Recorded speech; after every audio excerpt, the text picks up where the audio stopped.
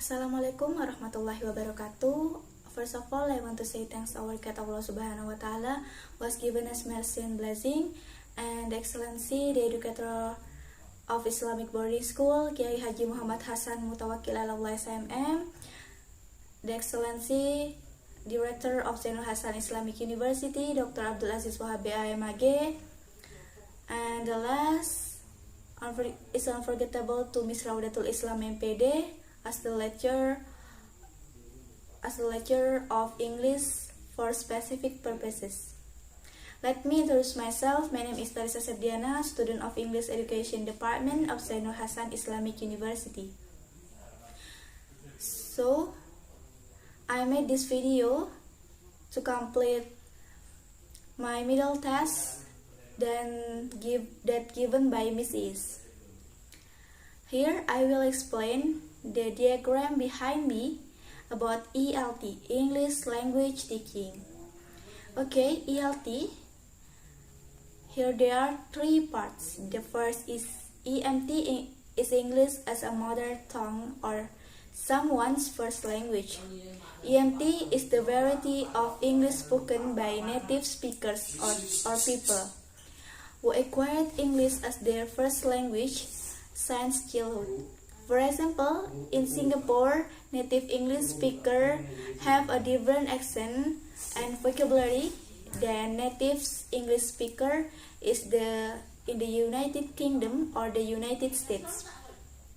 The second, EFL, English as a foreign language, is a term used to describe the process of learning English by individuals who are not native English speakers.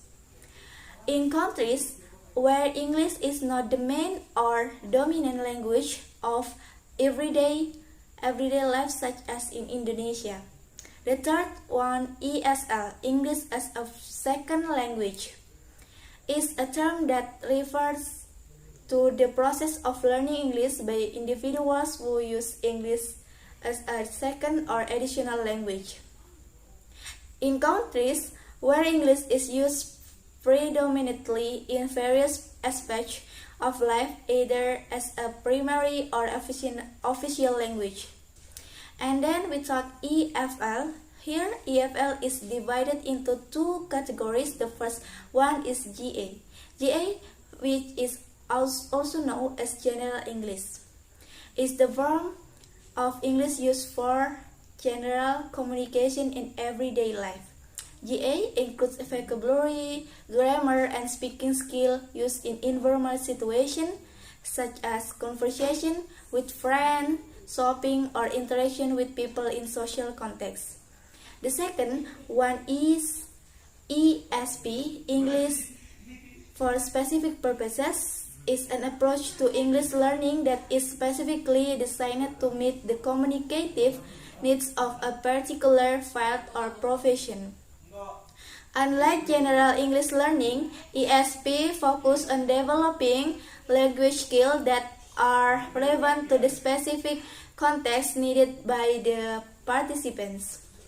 The last, we talk about ESP. ESP here is also divided into two categories, namely EAP and EOP. The first one, EAP, English for academic purposes, is an English learning approach focused on preparing students to use English effectively in academic contexts, especially in higher education environments.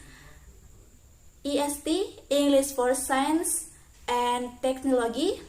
EBE, English for Business and Economics. EMP, English for Medical purposes and other fields of academic studies.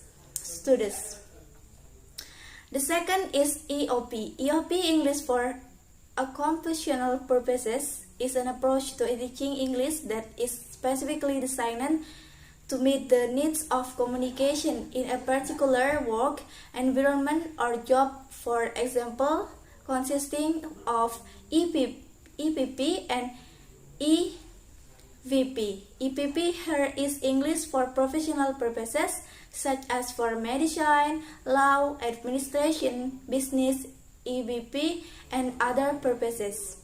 and EVP is English for vocational purposes. I think enough from me. If there are many mistakes, I'm apologies. Wassalamualaikum warahmatullahi wabarakatuh.